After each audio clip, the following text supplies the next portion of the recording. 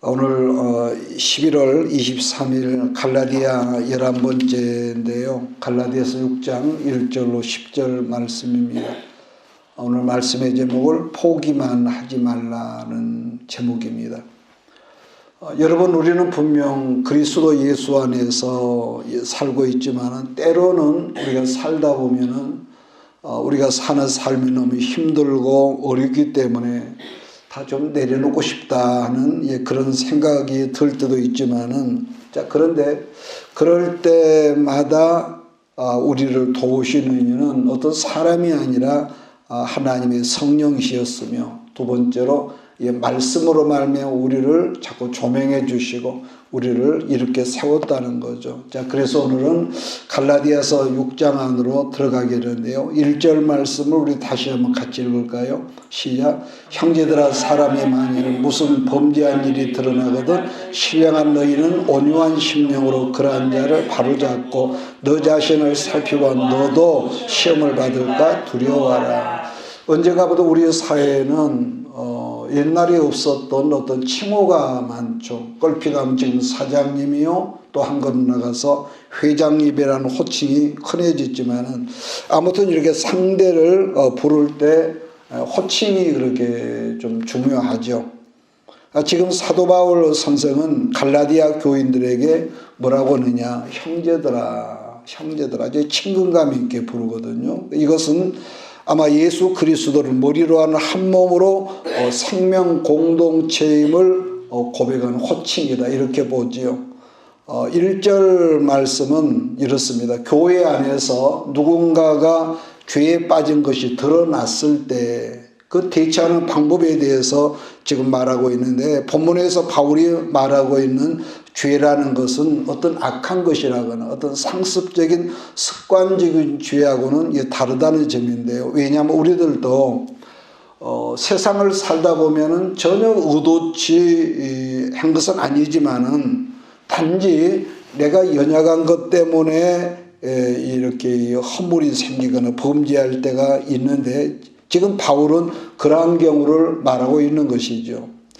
어떤 그 교우가 죄에 빠졌음을 교회가 발견했을 때 그 사람을 지나치게 정죄한다거나 또 비난하지 말라는 당부의 말씀이 이 속에 들어 있습니다. 여러분, 우리가 여기서 잠시 생각해 보면은 우리는 부부지간이라 할지라도요, 상대에게 어떤 허물이나 어떤 그 죄 있는 걸 발견하면은 아마 이때다 싶을 정도로 즉각 우리는 뿌리라 할까요? 비난을 시작을 하고 공격을 하는데, 때로는 이렇게 공격을 하도 누가 내 곁에 있든지 없든지 전혀 개의치 않고 공격을 이렇게 하는 거죠.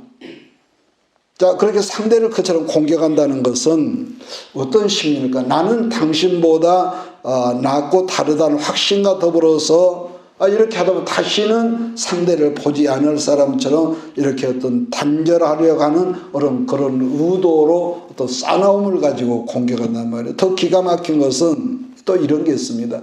상대의 허물과 죄를 있는 그대로 말하는 것이 아니라, 우리는 이렇게 조금 열을 받다 보면 언제나 조금 이렇게 이스트를 좀 더 집어넣는다고 할까요? 좀 부풀려 가지고 공격을 한단 말이에요. 또 하나는 상대가 지금까지 내가 항상 거슬리는 일만 했고 나쁜 일만 했겠냔 말이에요. 살다 보면은 때로는 우리가 서운한 것도 있지만은 좋은 일도 있었고 또 내게 선한 일도 많이 있죠.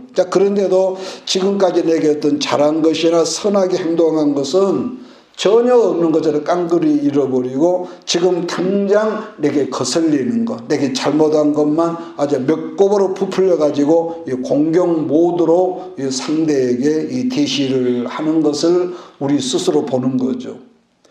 특히 요즘처럼 SNS가 발달된 세대에서는 그런 현상이 옛날보다 아마 수백 배로 더 강해지지만은, 지금 바울은 뭘 말하냐면은 그러지 말라는 당부의 말로 갈라디아서 6장을 시작하고 있는 거죠. 그럼 왜 그랬을까?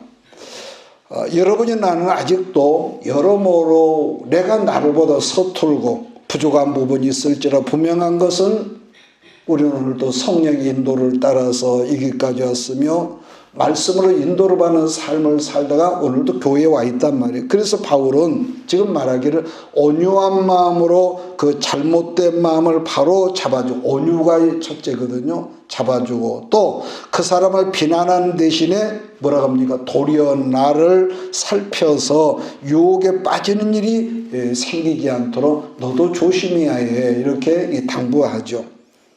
또 특히 바울은 본문에서 온유라는 단어를 이렇게 사용을 하고 있는데, 여기서 온유라는 단어는요 상당히 중요한 그 단어인데, 사실 온유란 우리가 갈라서 지난주에 봤던 성령의 열매 중에 하나란 말이에요.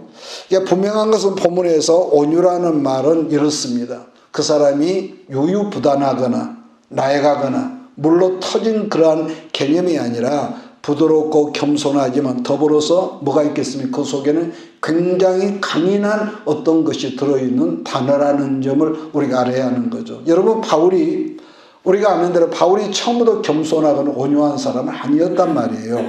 바울은 한마디로 자기의가 굉장히 강한 사람으로, 마치 율법에 자기가 고백했지만 율법의 의가 지나치게 강해서 길들여지지 않은 들짐승처럼 날뛰는 사람이었다면 그 사람의 어떠함을 우리가 좀 이해하기 쉽겠죠. 제가 자주 사용하는 언어 중에요, 우리는 원래 산마루턱에 아무렇나 뒹굴고 있는 어떤 그 나무 둥지 등걸 같았고, 또 그 다음에는 이 세상에 어느 곳을 가더라도 흔한 이 모서리가 바짝바짝 나 있는 우리는 바위였단 말이에요.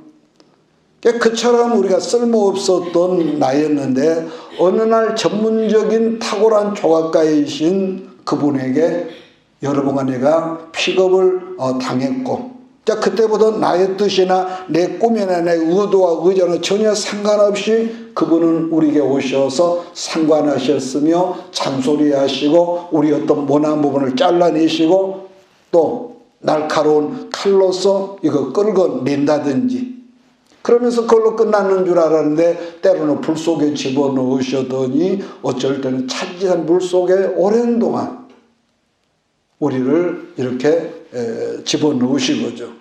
그러면 그때마다 우리는 막 혈기가 나오고 고래고래 아우성을 했고, 제발 좀 날 좀 상관하지 말아달라고 반항했지만은 조각가이신 그분은 전혀 개의치 아니하시고 그 한사 택하신 사람들을 묵묵히 깎아내시고 갈가내시고, 여기 쉽게 말하면 조련을 여러분 하셨다는 거죠.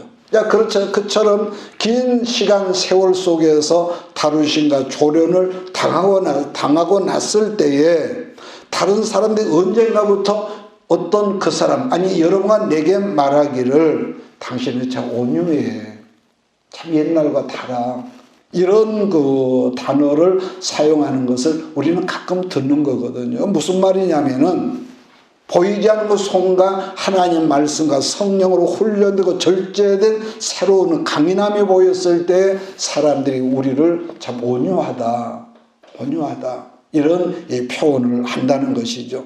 자, 대표적으로 예수님 말씀하기를 보면 나는 온유해 이랬거든요.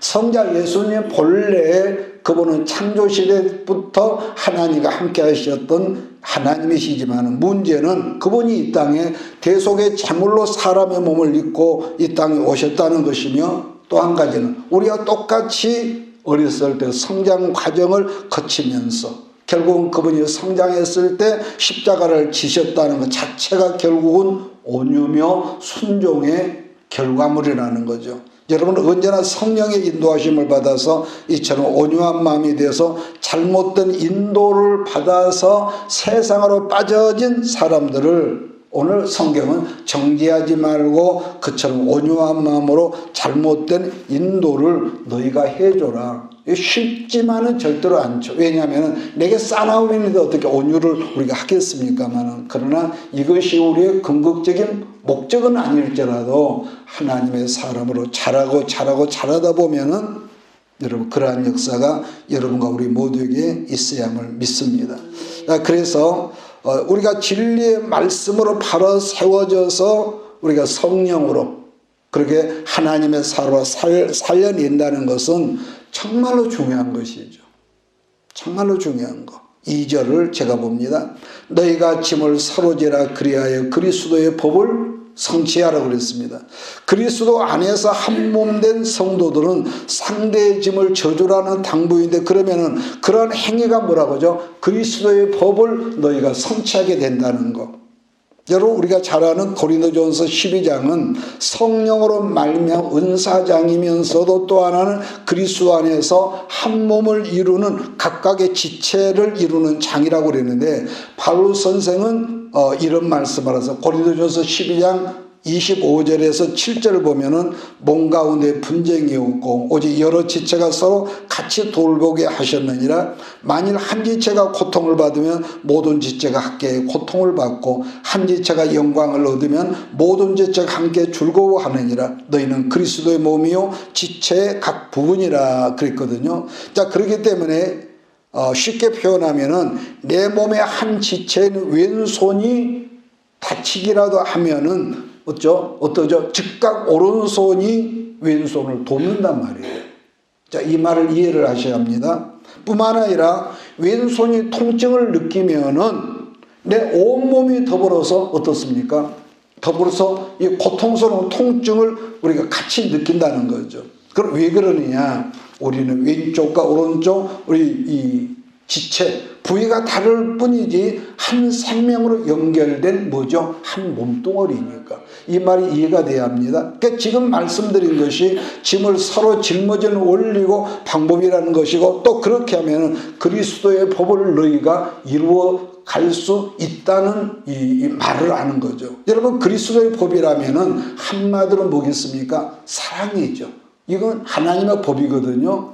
그냥 내 이웃을 내 몸같이 사랑한다는 사랑을, 중요한 것은 우리가 늘 강조하지만 내 가정에서부터 실천. 그러니까 우리가 연애할 때는 그런 게 전혀 없지만은 그때는 서로 그립고 보고 싶어요. 근데 그러던 사람이 한 집에 살다 보면은 장점만 있는 것이라 단점도 보이고, 옛날에 장점이었던 게 굉장히 저런 점은 내가 눈이 삐었나 봐, 이런 우리가 생각을 할 정도로 이거 막 부딪히니까. 그런데 거기서 점점 다듬어지고 상대를 이해하고 그러다 보면은 상대를 용납하게 되고, 여러분 그러지 않습니까? 3절 4절을 같이 읽을까요? 시작. 만일 누가 아무것도 되지 못하고 된 줄로 생각하면 스스로 속임이라. 각각 자기 일을 살피라. 그리하면 자랑할 것이 자기에게는 있어도 남에게는 있지 아니하리니. 여러분의 말씀은 나 자신에 대한 헛된 자랑을 하지 말고 서로 짐을 잘 지기 위해서 먼저 나 자신의 어떤 점을 살펴보라는 당부의 말씀이거든요. 보편적으로 우리는 다른 사람들에 대해서는 대단히 잘 살피죠. 그러잖아요. 또 잘잘못은 그야말로 너무 잘 뽑아내는 탁월한 어떤 기술이 있습니다. 뽑기하는 것처럼. 그러야지만은 정작 나 자신의 실수와 잘못에 대해서는 어떠죠? 너무 호하고 지나치게 간용하는 기술이 우리에게는 있습니까? 없습니까? 있습니다. 아니, 솔직히 우리끼리 있습니까? 없습니까? 있습니다. 있습니다. 그러니까 그런데 말입니다. 그 사람이 지식이 얼마나 많고 뭐 세상 말로 공부를 얼마나 많이 했다 하기는 뭐다, 그걸 언급한 것이 아니라 이게 있습니다. 예수 그리스도 십자가에서 나를 위해 죽어주신 예수를 만난 사람이라면은 나 자신에 대해서는 점점점 엄격해지고, 이해하십니까? 만난 사람이라면 나 자신에 점점 엄격해지지만은 내 허물에 대해서는 괴로워하지만은 반대로 남의 허물에 대해서는 옛날에는 그냥 나팔을 불고 이러던 사람도 점점 할 말이 없어진다는 것은 그만큼 뭐죠? 아까 언급한 대로 내가 주님 원하신 어떤 것으로 닮아져 간다. 또 쉽게 말하면 좀 너그러워졌다고 표현할까요? 그러니까 처음 2절에서는 상호간에 서로 짐을 지라고 당부했지만 이제 5절에서는 또 뭐라고 합니까? 각각 자기 짐을 지라 한다. 자, 그렇다면 이 말은 서로 대립관계에 있단 말이에요. 근데 우리말 성경은 2절과 5절에서 짐이라는 말은 동일하지만은 중요한 것은 영어 성경이나 언어에서 언어를 참고한다면 이 말이 너무 구분되어 있죠.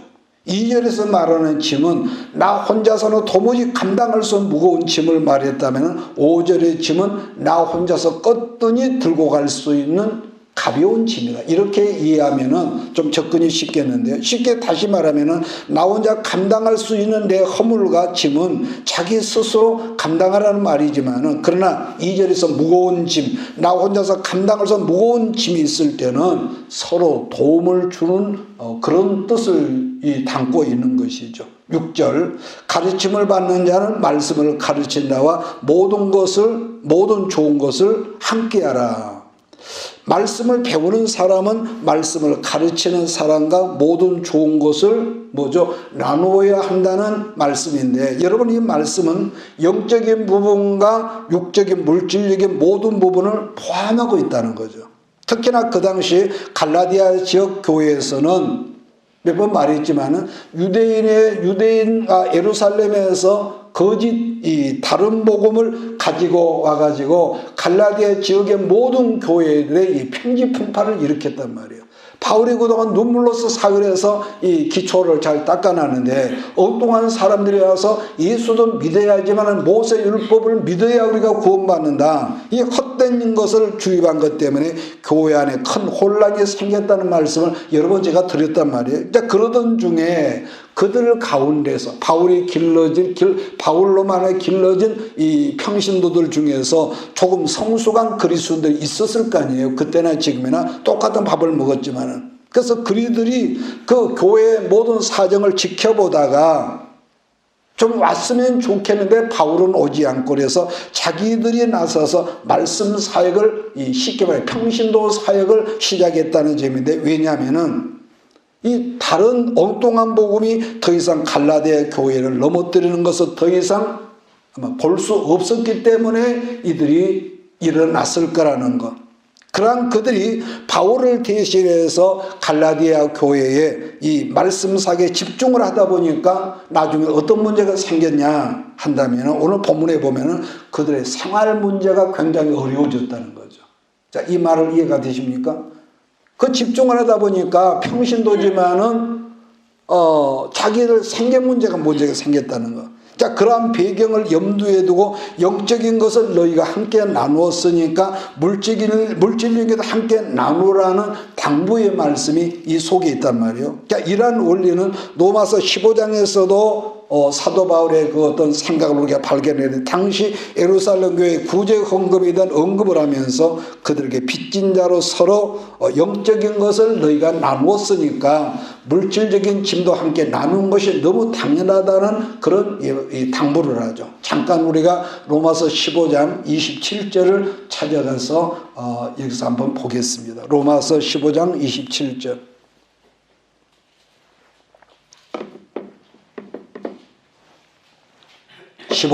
로마서 15장 27절 찾았으면 우리 같이 한번 읽을까요? 시작. 저희가 기뻐서 하였거니와 또한 저희는 그들에게 빚진 자니 만일 이방인들이 그들의 영적인 것을 나누어 가졌으면 육적인 것으로 그들을 섬기는 것이 마땅하니라. 여기서 또 한 가지는 노차 제가 언급을 했지만은 물질이나 여러 좋은 걸 나누면서 제가 그랬죠. 받는 입장에서 죄가, 주다 보면은 자칫 죄가 된다고.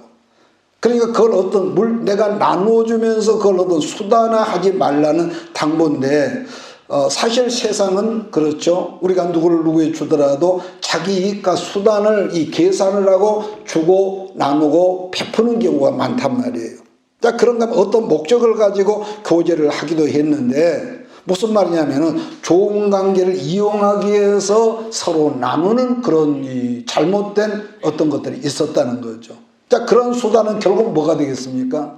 처음에는 그것이 굉장히 괜찮게 보이겠지만은 그것이 길게 가도 서로 간에 상처가 될 수밖에, 왜? 서로 요구하는 것이 있으니까요. 여러분, 세상적인 수단의 교제라는 것은 아부하고 칭찬해주고 하지만, 그러나 그리스도 안에서 섬김과 섬김은 세상과 달라져야 한다는 당부의 말씀이라는 것은 섬김과 사랑은 목적 없이 그저 섬겨라. 제 말이 이해가 되기를 바랍니다. 여기 어떤 자기 욕심과 계산이 들어가면은 나중에 왜 내가 당신한테 그렇게 했는데 당신이 나를 몰라줘? 여기서 어떤 장사 속에 들어가는 거죠. 자, 7절을 제가 있습니다. 스스로 속이지 말라. 하나님은 업신여김을 받지 아니하시나니 사람이 무엇으로 심든지 그대로 거리라. 여러분, 갈라디아 6장 7절 말씀은요, 대단한 내용을 담아둔 이 구절이라는 걸 우리가 알아야 하는데, 특히나 본문 말씀에 포인트라고 하는 것은 이게 있습니다. 무엇을 심든지라고 했다는 거예요. 사실 우리가 이번 그 추수감사주일에도 잠깐 제가 언급을 했지만은, 하나님은 자연이라는 원칙을 통해서 우리가 그 진리를 너무 상세하게 가르쳐 주시거든요. 즉, 콩 심는데 콩이 나고 팥 심는데 팥이 난다는 이 진리의 말씀인 거지만, 그러나 세상 사람들은 스스로를 속이다라는 것인데, 심지도 않으면서 거두려고 그러고 콩 심에서 팥을 거두려고 하는 이 묘한 심보가 있다는 거. 아니, 겨우 하나를 심어놓고 많은 것을 거두고자 하는 어떤 그런 이 상업적인 거, 그러면서 그것이 자기를 속이는 거라고 한다는 거죠. 8절, 자기의 육체를 위하여 심는 자는 육체로부터 썩어질 것을 거두고 성령을 위하여 심는 자는 성령으로부터 영생을 거두리라. 여러분, 그렇다면 우리들이 어떻게 하면 성령을 위하여 심는 것이 되겠느냐, 이렇게 또 질문하지 않겠습니까? 우리는요, 지난 시간에 갈라디아서 5장 22절로 3절의 성령의 열매를 우리가 부분적으로 봤단 말이에요.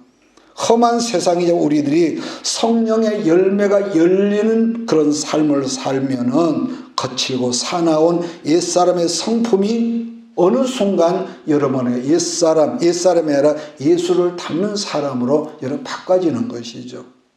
이것은 여러분만 나를 낳았던 우리 부모님이 있는데, 우리 부모님이 잘났더니 못났더니 우리를 낳아주신 부모님이나 우리는 뭐가 있습니까? 그 윗대 할아버지, 조부모, 윗대 어떤 것들을 우리가 닮았단 말이에요. 그걸 내가 닮고 싶지도 않았는데 그걸 닮았어. 마찬가지입니다. 아담의 옆구리가 찢어져서 하와가 태어났고, 예수님의 옆구리가 찢어지고 나서 이 땅의 교회란 여러분과 내가 태어난 것과 마찬가지란 건데, 예수의 사람은 그분이 우리를 낳았으니까 우리는 그분을 닮아져 가요. 그래서 늘 제가 당부하지만, 말씀이 여러분 안에 들어갈 때 어쩔 굉장히 거슬리는 게 있단 말이에요. 목사님이 여러분을 때리는 것도 아니지만은 그 말이 찔리고 어때는 불쾌하고 그럴 때가 아닌데, 거기에서도 아멘이 될 때에 그 거친 어떤 것들이 뽑아져 나가고 그 순간순간 작을지라도 여러분과 내가 성령의 열매를 맺어지는 그런 인격체로 변화될 줄 믿습니다. 할렐루야. 그래서 예수를 닮는 사람들은 지식이나 명예나 재물이나 건강이나 아니 무엇이든지 하나님이 기뻐하시는 삶을 살라는 것이죠. 그러면은 전능하신 하나님께서 또 있습니다. 여러분과 나를 책임지신다는 것. 이것을 항상 우리가 믿음으로 아멘할 수 우리가 대할 것입니다. 자, 그러나 주의할 것은 여러분과 내가 이 청직이지만은, 지금은 뭐 그런 게 해당이 안 되겠지만은, 어느 순간에 여러분에게 많은 것이 주어질 때에 나도 몰래 우리는 그런 근성이 있단 말이에요. 그런 근성이 다 있어. 특정이 아니라 만용하고자 하는 어떤 그런 게 우리에게 기질적으로 있거든요. 그럼 만용이 무슨 말이냐? 무슨 한 문자에 나온 말이지만은, 이것은 간단히 설명하면은 사리 분별을 못하고 자기가 힘이 있다면서 어떤 날뛰는 용기라고 그럴까요? 남용하는 거. 그러니까 솔직히 나도 지난 세월을 돌아보면은, 하나님은 분명히 사랑하라고 그랬지만은 사랑하지는 못하면서 한 가지 치명적인 약점이 있는데, 사람을 믿었습니다. 믿었다가 치명적인 계명신을 당한 때가 있었단 말이에요. 이건 좀 설명이 좀 어려운 거지만, 사실 좀 어려운 말 수도 있지만은, 여러분과 내게 앞으로 하나님께서 어떤 순간부터 부어주실 경제적인 힘이 생길수록 우리가 주의할 것은 이게 있습니다. 사람을 사랑해야 하지만은, 두 번째, 사람을 믿지 말라. 뭐라고요? 사람을 사랑해야지만 사람 믿지 말라.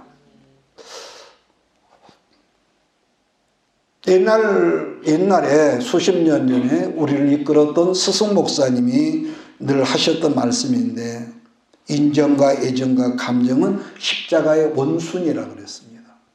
이 말을 가만히 생각해. 인정과 애정과 또 뭐? 감정은 뭐의 원수라고요? 예수님 십자가 원수라는 거예요. 갈라디아서 6장 9절, 우리가 선을 행하되 낙심하지 말지니 포기하지 않으면 때가 이르면, 오늘 말씀의 제목입니다. 하나님 우리에게 당부하기를 선한 일을 하되 낙심하지 말라. 왜 선한 일을 하되 낙심하지? 선한 일을 하면은요 이게 있더라. 나를 보더라도 아까 제가 잠깐 말한 것 같은데, 내가 너한테 잘해줬는데 왜 당신은 나한테 잘해주지 못합니까? 실망하다 우리 낙심하거든요. 자, 그래서 오늘 바울이 지쳐 넘어지지만 않는다면은 네가 심겨진 씨로 말미암아 너도 선한 열매가 되어지게 된다는 이런 이 말씀이 속에 있는 거죠. 농사를 하는 분들이나 목회를 하는 분 중에서 제일 낙심된 일이라면은 아마도 그동안 정성을 다해서 농사를 했고 했는데도 농작물이 신실하지 못할 때가 있듯이, 마찬가지로 목회자도 정성을 다해서 말씀을 먹이고 양육을 하지만 세월이 가도 어떤 사람은 정말 옛날 사람의 차례에 바꿔지지 않은 모양을 볼 때 정말로 낙심이 된다. 이런 우리가 서로 간에 이 말을 할 때가 있거든요. 왜냐하면은 여전히 변화되지 않는 사람을 우리는 뭐라고 합니까? 유치한 사람. 지난번에 말했네. 유치부 아이들은 예쁘고 귀엽기는 하죠. 그런데 성령이 됐으면서도 생각하는 거, 말하는 거 보면은 너무 유치하다. 그런 모양을 볼 때마다 이랬던 것 같아요. 유일한 일이라고 하는 것은 그 사람을 향한 기도밖에 다른 대안은 없다라는 거. 왜냐하면은 그 사람을 기도할 때, 성령께서 말씀을 들을 때 어느 순간에 조그만 사람이 점점 이렇게 변화되고 커지는 게 다른 대안이 없었다는 거. 그래서 지도자가 된 사람에게 하나님은 처음부터 아비의 마음을 확 부어주셔, 쏟아주셔. 얼마나 좋았겠습니까마는, 내가 나를 볼 때도 하나님 앞에 나는 아직도 좁쌀인 건 분명하지만, 그런데 한 가지 뭐가 있냐? 그럼에도 불구하고 내 속에 자꾸 예수를 닮아가려는 거룩한 욕심으로 내가 예를 쓰는 그런 부분이 이만큼 있더라는 거예요. 나는 이런 역사가 여러분에게도 같이 있었으면 좋겠습니다. 사람마다 다 나름대로 장점도 그 단점은 다 지니고 있는 거지만, 그 중에서도 내 가정사를 잠깐 얘기한다면요, 내 아내가 상식적으로도 옳은 말을 내게 하고 있다는 것을 내가 모르는 건 아니야. 안단 말이에요. 이건 여러분도 그럴 거예요. 그런데 말입니다. 때로는 정말 옳은 말이고 틀림없는 말인데도 내 아내 권면의 말이 진짜로 거슬리고 용납이 되지 않을 때가 있어서 쩔쩔 밀 때가 있거든요. 화가 나. 여기서 입에서 금방 뭐가 쏟아질 것 같고. 왜냐하면은 아까 말이죠. 내가 나를 보더라도 옛날보다는 지금은 겁나게 많이 여러분 다듬어지고 조련되어 있지만은, 그래도 뭡니까? 나는 여전히 한 성격을 하는 사람이란 말이에요. 지금 이 말이 이해가 됩니까? 한 꼬라지가 있어. 여전히. 그러니까 나는 잘한다고 했지만은, 특히나 메시지를 전하다 보면은 분명히 아브라함의 아들이 이삭인 건 틀림없는데, 하다 보면은 아브라함의 아버지가 이삭이라고 말할 때가, 말도 아닌 때가 있다는 거예요. 어떻게 이 말이 이해가 됩니까? 응?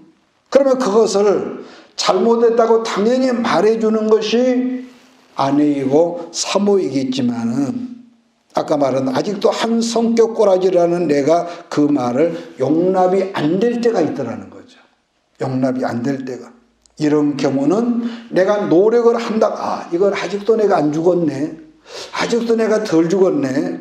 노력을 한다지만은 내 힘으로는 할 수 없기 때문에, 그때 내가 할 수 있는 게 뭐겠습니까? 주여, 주여.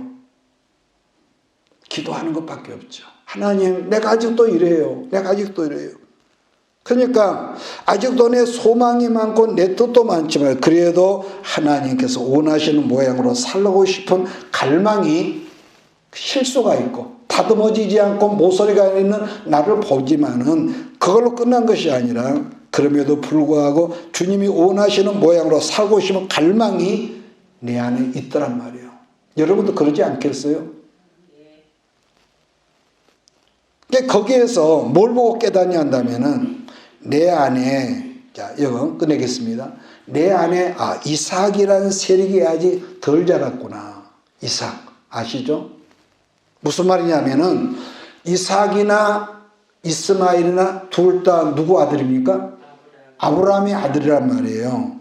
자, 그러나 이삭은 영의 사람이라면은 이스마엘은 육신의 사람 대표적인 인물 아닙니까? 한 분 아버지 아브라함의 자식이지만은 아직도 이삭이 자라지 덜 자라다 보니까 이스마엘에게 이삭이 늘 억압을 당했고 조롱을 당했단 말이에요. 성경을 기억하시죠?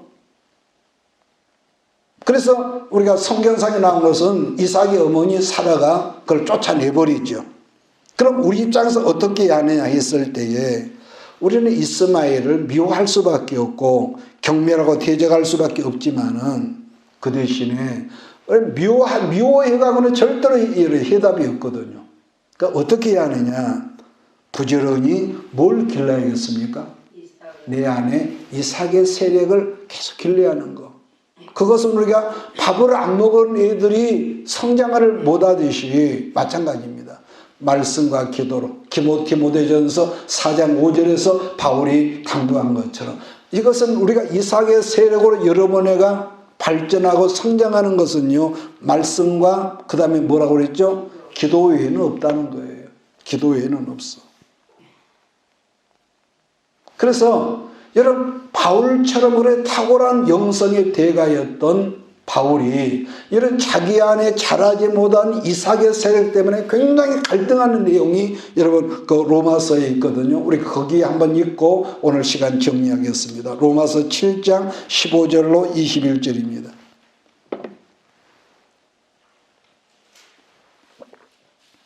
로마서 7장 15절 21절. 우리 찾았으면 큰 목소리로 우리 한번 같이 읽고 오늘 말씀 정리하겠습니다. 시작. 내가 행하는 것을 내가 알지 못하노니 곧 내가 원하는 것은 행하지 아니하고 도리어 미워하는 것을 행함이라. 만일 내가 원하지 않은 것을 행하면 내가 이로써 율법이 선한 것을 시인하노니 이제는 그것을 행하는 자가 내가 아니요 내 속에 거하는 죄인이라. 내 속 곧 내 육신에 선한 것이 거하지 아니한 줄을 아노니 원함은 내게 있으나 선을 행하는 것은 없노라. 내가 원하는 바 선은 행하지 아니하고 도리어 원하지 아니하는 바 악을 행하는도다. 만일 내가 원하지 아니하는 것을 하면 이를 행하는 자는 내가 아니요 내 속에 거하는 죄인이라. 그러면 내가 한 법을 깨달았노니 곧 선을 행하기 원하는 나에게 악이 함께 있느니라. 악이 함께. 그러니까 바울이요, 나중에 그가 죽기 전에 순교당하기 얼마 전에 그가 탄식하는 장면 있지 않습니까? 나는 죄인의 뭐라 했습니까? 괴수라. 괴수라. 그러니까 그리스도와 가까워져면 가까워져 갈수록 뭐가 있느냐? 사람들이 신령하고 뭐 그걸 말하지만 내가 예수와 가까워져면 가까워져 갈수록 내 허물이 보이고 내 죄가 보이고 내 미련함과 무지함과 어리석음이 보이기 때문에 바울이 죄인의 괴수라고 고백했던 거죠. 마찬가지입니다. 우리가 시편에서 말하는 시편 기자가 말했던 시편 126편 6절에 보면 그런 말이죠. 그러니까 열매가 되어지기까지 여러분 애가 그냥 순탄하게 밥 먹고 잠자거나 되는 것이 아니라 구원은 순간이었지만 예수 그리스도가 원하는 어떤 것을 이루기까지는 40년이 이루어졌던 아픔이 있었던 것처럼 시편 26편 6절에 보니까 울며 씨를 뿌리러 나가는 자는 반드시 기쁨으로 그 곡식단을 가지고 돌아오리라. 곡식을 거두러 가는 것은 좋은데 그걸 거두러 가는 그 길목에는 아픔이 있고 갈등이 있고 눈물이 있다는 거 아니겠습니까? 그게 반복하지만은 우리가 예수를 믿고 구원받는 건 순간적이지만 그러나 구원받은 사람이 하나님 앞에 갈라디아서 5장에 있는 말씀처럼 열매가 맺혀지고 열매가 되어지기까지는 많은 시간과 많은 갈등과 많은 기다림이 있어야 하는 것을 말씀에서 보여준 것이죠. 여러분, 우리들이 나름 말씀 안에 산다지만은 순간적으로 불신앙과 마귀적인 생각이 들어올 때가 있습니까? 없습니까? 아, 있죠. 내가 나를 보더라도 이건 아니야. 그러면서 그걸 우리가 이 예수를 몰아내지 못하고 그걸 습관적으로 용납할 때가 있단 말이에요. 생각해 보면은 우리들 인생이라 이런 순간순간, 그 잠깐이지만 이런 순간과 연속이라, 연속. 그러나 분명한 한 가지는 매 순간마다 여러분과 내가 그때마다 아직도 덜 다듬어지고 덜 이루어진 나 때문에 흔들릴 수는 있겠지만은 그럼에도 불구하고 성령을 의지하고 말씀에 순종하는 마음의 자세를 보이면은 어느 때인가 여러분 안에 내가 열매가 돼. 예를 들어 사과가 나무가 있는데 내가 열려야지, 많이 열려야지, 이런 게 아니라 나무에 요한복음 15장에 뭐랍니까? 나무에 예수 열매 몇 겹 예수에게 붙어 있기만 하면은 때가 되면은 열매가 저절로 열린다는 거예요. 저절로 열려. 흔들리긴 하겠죠. 수많은 삶 속의 갈등과 바람 때문에 풍성한 열매가 여러분에게 그렇게 나타날 것 믿습니다. 그러니까 수없는 낙심의 일들을 만날지라도 중요한 것은 또 있습니다. 이건 과정이거든요. 힘내고 낙심하지만 포기하지만 말라는 거죠. 그러니까 사실 내 힘으로 할 수 없는 모든 일들을 우리 예수님께서 십자가에서 다 했단 말이에요. 그러나 절대로 한 가지만 안 하면 된다는 걸 다짐해야 하는데 지금 아까 말했죠. 어떤 형편과 상황 속에 있을지라도 포기하지 말고 낙심하지 말아라. 낙심하지 말아라. 사람들이 요즘 왜 자살을 많이 할까요? 포기하고 낙심해 버리니까요. 포기하지 말라는 것은 때가 되면은 포도나무에 요한복음 15장에 붙어있기만 하면은 열매는 내게 열린다. 믿습니까? 믿습니까? 예, 이건 저절로라는 거. 우리 하나님은 여러분과 꿈꾸고 소망하는 것보다 더 크고, 우리 하나님은요, 여러분과 꿈꾸고 소원하는 것 더 크고 많이 여러분과 내가 잘되고 잘되기를 원하신다는 것을 오늘 또 믿으시는 우리 모두가 되기를 바라요. 그래서 부르짖는 여러분 기도, 부르짖는 기도, 우리가 기도하는 기간은 길지요. 그러나 응답은 순간입니다. 어느 순간 문이 열리는 것은요. 자, 10절 말씀을 같이 읽고 오늘 말씀 끝내겠습니다. 시작. 그러므로 우리는 기회 있는 대로 모든 이에게 착한 일을 하되 더욱 믿음의 가정들에게 할지니라. 사실 우리는 선한 일도 내가 좋아하는 사람에게만 하려는 것이 솔직히 강하지 않습니까? 여러분도 우리 모두도. 그러나 성경은 여기 뭐랍니까? 모든 사람에게 선한 일이나 당부를 하는데 특히나 오늘 보니까 믿음의 가정들에게는 더더 착한 일을 해주라는 거죠. 자, 마무리하기 위해서 결론적으로 자, 세 가지를 하는데 서로의 짐을 져주라고. 서로의 짐을. 작은 짐이라도 뭐 옛날 우리 속담에 백지장도 가볍다고. 그러니까 이건 하나의 가정의 습관이 돼야 해요. 근데 예를 들어서 부인들이, 여자들이 좀 힘이 있다고 남편의 도움을 바라지 않는 사람이었어. 아이고, 뭐, 금방 움직이도 않고, 뭐, 내가 대신 시집 가주지. 뭐, 이런 옛날 어른들 말처럼. 그래서 자꾸 이렇게 부탁하는 걸 안 하면은 나중에는요, 더 안 해줍니다. 그래서 적은 일도 여보세요, 와서 좀 도와주세요. 응? 이건 거룩한 훈련이거든요, 가정에서. 응? 집을 져주라고. 이제 그렇게 하다 보면 나중에는 무거운 일도 같이 들어주니까. 두 번째, 내 몫의 짐은 자기가 지라고 그랬습니다. 내 힘으로 할 수 있는 일이라면은 내가 하라는 것인데 조금 힘은 들고 그 일을 처리할 때 부담은 되겠지만은 그러나 그런 부담되는 일을 자꾸 하고 하다 보면은 뭐가 생긴다고 그랬습니까? 나도 몰래 영적인 근육이 생긴다. 그러니까 나이가 들고 이렇게 늙으면은요, 근육이 말랑말랑해져. 근육이 자꾸 빠지니까. 그래서 사용하지 않으면은요, 이 근육이 망가진다. 그래서 사용하면은 하듯이 우리가 기도도, 말씀도, 예배도 사용하면은 영적인 근육이 생겨서 어떤 시험이 오더라도 껐더니 마귀의 역사를 여러분 물리칠 수 있다. 마지막 세 번째로 절대로 아까 뭘 하지 말라고 그랬습니까? 낙심하거나 포기하지 말라고 그랬습니다. 왜냐? 여러분과 나란 나무가 예수 그리스도에 붙어 있고 병들지만 않는다면은 때가 되면은 그 열매가 어떻게 된다? 저절로 열린다.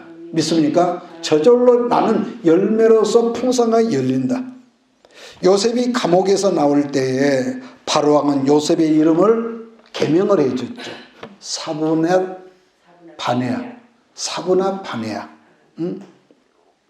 이 이름을 바꿔줬거든요. 우리말로 번역학을 보니까 사브낫 바네아라는 이름의 뜻은 생명의 부양자. 잊지 마시고 생명의 부양자. 그랬는데 여러분과 나 그리고 우리 교회를 통해서 이것은 영적인 것만 의미한 것이 아니라 영적인 것과 육적인 것. 그래서 여러분과 우리를 통해서 이 생명의 부양자 열리는 열매들이 만민을 먹게 하고, 할렐루야, 한 사람 두 사람 만민을 먹게 하고, 두 번째 만민에게 마시오게 하는 생명의 부양자가 되는 그런 거룩한 욕심, 거룩한 꿈이 여러분에게 있어지기를 주의를 축복합니다.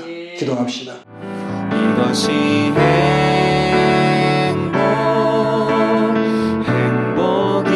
행복이라오. 세상은 알 수 없는 하나님 선물. 이것이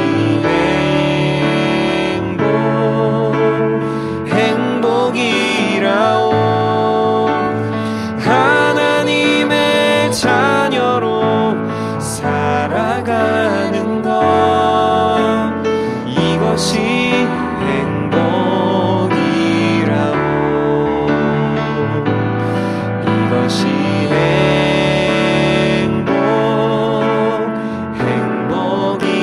행복이라오.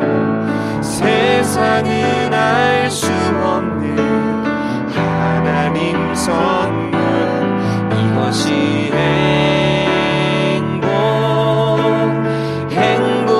행복이라오.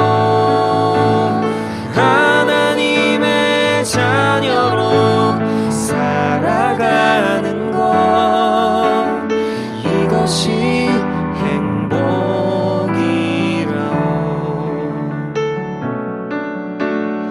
이것이 행복이라오.